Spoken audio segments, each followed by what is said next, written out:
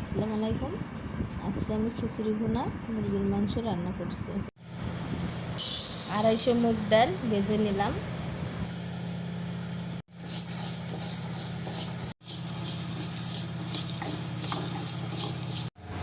পাত্রে তেল দিলাম,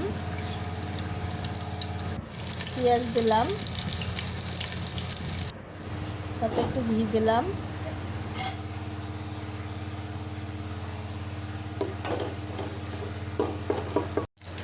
আদা রসুন বাটা দিলাম 1 চামচ, মরিচের গুঁড়ো 1 চামচ, হলুদের গুঁড়ো 1 চামচ, লবণ 1 চামচ, ডাল। এখন আমি ডালটি দিয়ে দেব। চাল ডাল একসাথে, মুসুরির ডাল সাথে মিশিয়ে গরম মশলা দিলাম, কাঁচা জিরা দিলাম,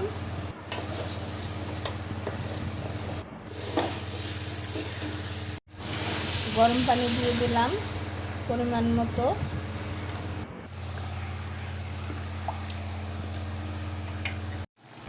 5-6টা কাঁচামরিচ দিলাম। এখন আমার ভুনা খিচুড়ি রান্না শেষ। 1 কেজি মাংসের মধ্যে 1/2 কেজি আলু নিলাম, পেঁয়াজ দিলাম 1 কাপ, লবণ দিলাম 1 চামচ,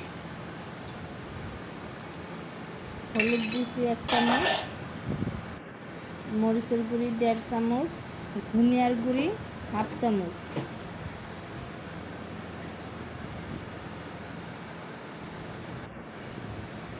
তেল দিলাম 1/2 কাপ, গরম মশলার গুঁড়ি 1 চামচ,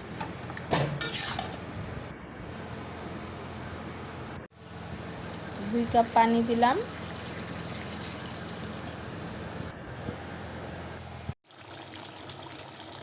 মাংসটা কষানো হয়ে গেছে, এখন আমি ঝোলের পানি দেব।